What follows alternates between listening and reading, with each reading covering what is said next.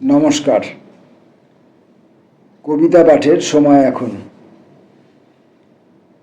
আমরা কবিতা পাঠে ছিলাম, আমরা কবিতা পাঠে আছি এবং আমরা কবিতা পাঠে থাকব। পত্রিকা থেকে কবিতা পাঠ এই পর্বে আজ আমরা কয়েকজন কবির কবিতা পড়ব। প্রথম কবির নাম অসীম দাস শর্মা। প্রেতলোক থেকে আলাপ।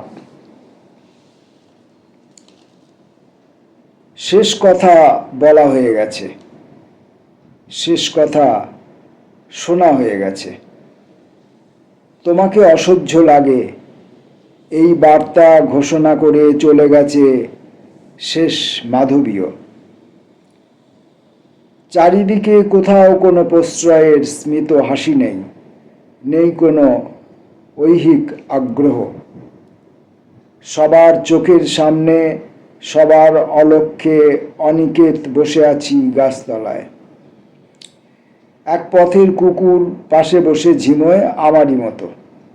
সামনেই নদীর ঘাটে দু একটি খেয়া তরি আছে, পাড়ানির করি অকুলান।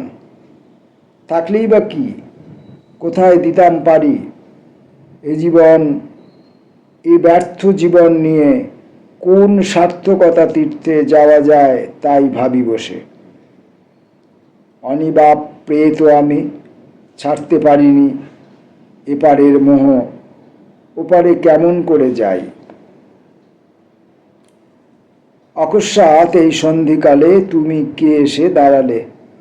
রিক্ত ভুবন আলো করে যেন হাজার বছর পার হয়ে এক চেনা চেনা মুখ। চোখের খঞ্জন দুটি সেই বিভা হারিয়ে ফেলেছে, আধো চেনা তনিমায় সে স্নিগ্ধতা ক্ষয়ে গেছে। তবু পরিচিত লাগে ভারী। সময় নিক না যত কেড়ে, প্রেতলোক থেকে ভাবি যে সন্ধ্যার মেঘমালা ক্ষণিকের ক্ষয়িষ্ণু অরুণ আভায় আজ আমাকে রাঙালো। পলকেই যাবে ফেলে পরিযায়ী পাখির পাখায়। সে এসে দাঁড়ালো মুখোমুখি। আজ আর সেদিনের ব্রীড়া লজ্জা নেই। দুটি আঁখি নয়, ভ্রূধনু আকাশগামী প্রশ্ন ছুঁড়ে দিল, আপনি কি সেই নন?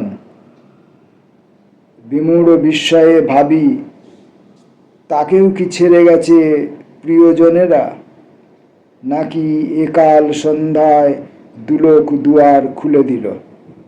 ক্ষয়ে যাওয়া শীর্ণ হাত বাড়িয়ে বলল, এসো এই অসময়ে আজ পাড়ি দিই শেষ সর্বনাশের পথে।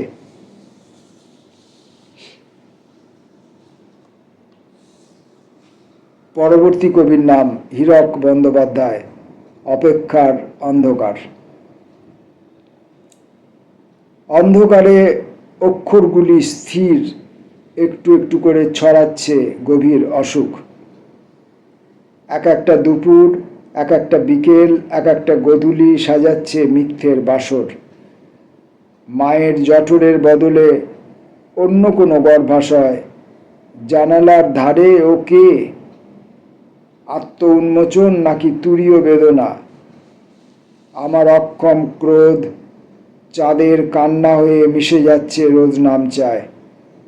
আজ শিরায় শিরায় বাজছে মেহেদি হাসান, সুমন কল্যাণপুর।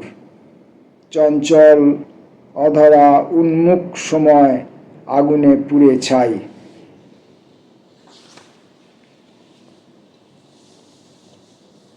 পরবর্তী কবির নাম সঞ্জয় পাঁজা। ব্যালট পুড়ছে, ছাই হয়ে যাচ্ছে দেশ। ঘুমপাড়ানি গ্যাস ছড়িয়ে দিচ্ছে শকুনের ঠোঁট।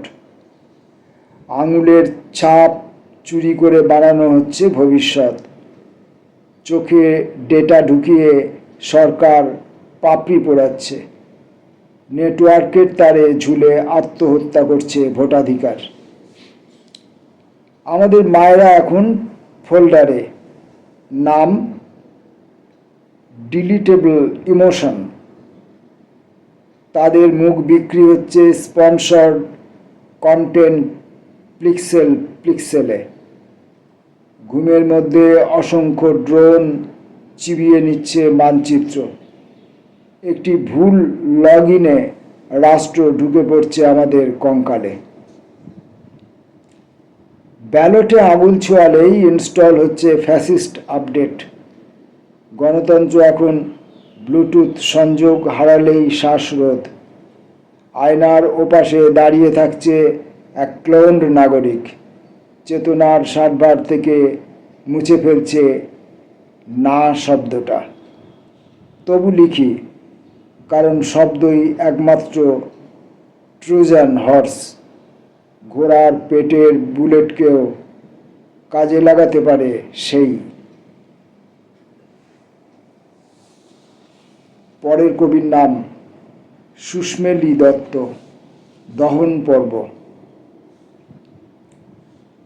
শুরু থেকে নয়, শেষ থেকে শুরু হোক, এই বলে তুমি রোদের অন্য পিঠ। বিস্কুট থেকে মহামারী, দূর দূর ভাবনা নিকোনো উন্মাদ উপবিদ। শব্দ বিষাদে হাত রেখে বলো যাই, নির্ভীতের কথা কি আর বলার ছিল। অনাবিল ঘামে বোকার হদ্দ আমি, অনুবাদ ছুঁয়ে বেড়ে ওঠা ঠোঁট তিল। দূরভাষে বোঝে সাক্ষী হিসেব আজ, প্রতিবিম্বেও আমি তুমি বাজে কাজ। এসো উল্লাস গোপনে গোপন ছুঁয়ে, বকলমে জ্বলা দাবানল একে দুয়ে। আজকের এই পর্বের শেষ কবির নাম দুলাল সমাদ্দার। और कितने दूर है বিজাপুর। আমাদের জিপ গাড়িটা ছুটে চলেছে বিজাপুরের উদ্দেশ্যে। টহলদারিতে ক্লান্ত বন্দুকের নলগুলি মাঝে মাঝে উত্তেজনায় টান টান। জঙ্গলের বুক চিরে জিপের ফ্ল্যাশ লাইট, আমাদের বুলেট প্রুফ জ্যাকেটের নিচে হামাগুড়ি দেওয়া ভয়। এই বুঝি নকশালিদের বিছানো মাইনে ডানা মেলবে গতিমান জিপ। এই বুঝি নকশালি অ্যাম্বুশ গর্জে উঠবে AK-47। রাইফেলের নল তেতে উঠছে আমাদের মুঠোর ভেতর। আমরা ভয় কাটাতে মনে মনে আউড়ে চলেছি হনুমান চালিসা। আমাদের জিপ ছুটে চলেছে বিজাপুরের উদ্দেশ্যে।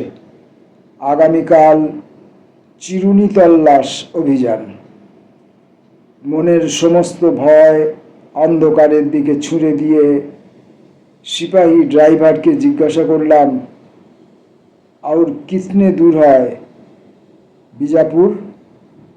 মনের সমস্ত ভয় অন্ধকারের দিকে ছুঁড়ে দিয়ে সিপাহী ড্রাইভারকে জিজ্ঞাসা করলাম, আর কিতনে দূর হয় বিজাপুর। আমার বন্ধুদের এই কবিতাগুলি পড়ার সঙ্গে সঙ্গে তাদের সঙ্গে যে পত্রিকা থেকে আমি কবিতা পড়ছি সেখানে আমার প্রকাশিত একটি কবিতা, যেটি আমি আগের দিন বাদ রেখেছিলাম, সেইটি আজকে আমি পড়ছি। সৎকার, দিশালী মুখোপাধ্যায়। সারা জীবনে আমার যত বলা পেয়েছে তার 50% তোমাকে নিয়ে, এবং কয়েকটা ব্রহ্মাণ্ড সম্পর্কে তোমাকে বলার জন্য। বাকিটা 25, 15, 5, 3, 2% করে যথাক্রমে গন্ধরাজ, সাঁওতাল যুবক, এরোপ্লেনের অভিজ্ঞতা, অ্যান্টিবায়োটিকের অবতারত্ব ও ঈশ্বর সম্পর্কে। তুমি যেহেতু তুমি হয়ে উঠতে পারলে না, 50% কথাই নর্দমা দিয়ে বয়ে গেছে। বাকি 50% আগুনের অভাবে সৎকার পায়নি। আজকের মতো কবিতা পাঠ পর্ব এই পর্যন্ত। নমস্কার।